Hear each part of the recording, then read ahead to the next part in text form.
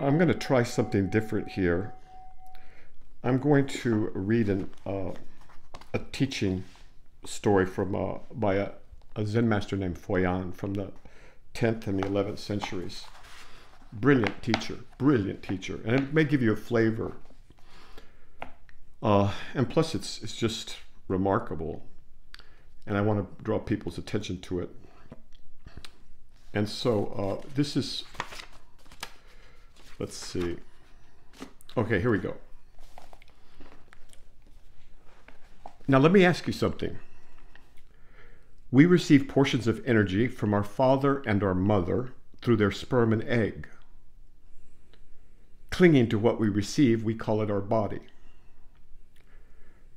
From the time of birth, as it gradually grows and matures, this body always belongs to the self. But tell me, does it belong to you or not?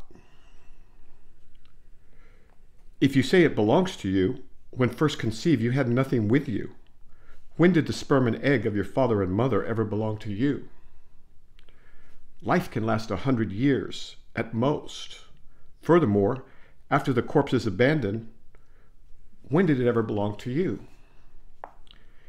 And yet, if you say it doesn't belong to you, right now there is no possibility of taking anything away.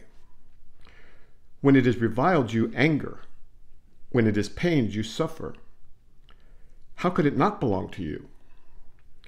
Try to determine whether you have anything there or not, and you will find you cannot determine because your root of doubt is not cut through.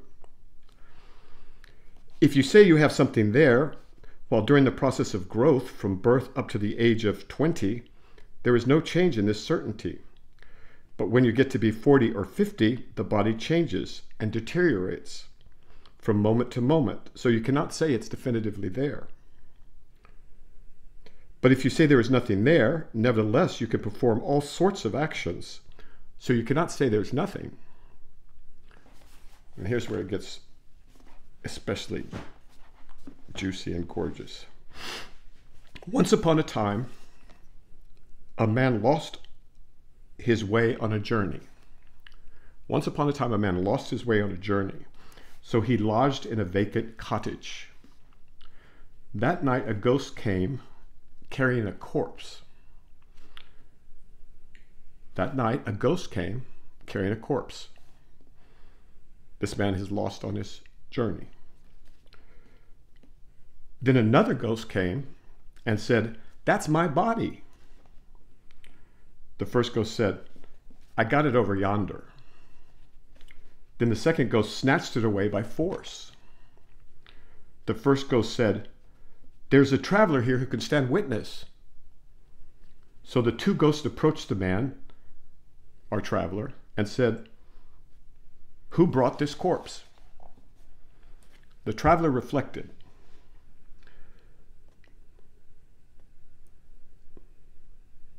Both of the ghosts are evil. At least one of them is sure to hurt me. I've heard that if one avoids telling a falsehood when facing death, one will be born in heaven. So he pointed to the first ghost and said, "This ghost brought it. This ghost brought it." Enraged, the second ghost tore out the traveler's arms and legs. Now the first ghost, repentant and grateful, said, "Your word of testimony has for me crippled you.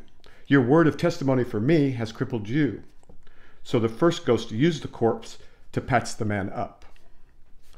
The parts were again taken by the second ghost, and the first ghost repaired the man once again.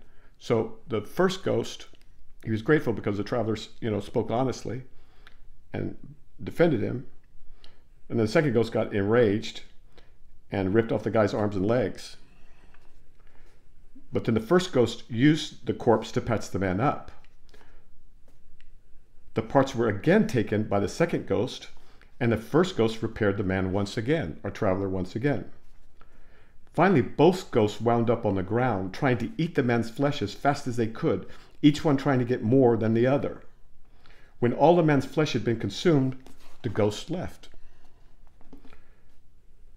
Now the traveler saw his parents' bodies right in front of his eyes, already devoured by the ghosts. Then he gazed upon his own changed body and wondered what it was. Is it me? Is it not me? Is it something? Is it nothing? He went crazy thinking about all these things and bolted off into the night. Eventually he came to a cloister. There he saw a mendicant to whom he related the foregoing events. The mendicant saw that he would be easy to teach and to liberate because he already knew that his body was not his possession.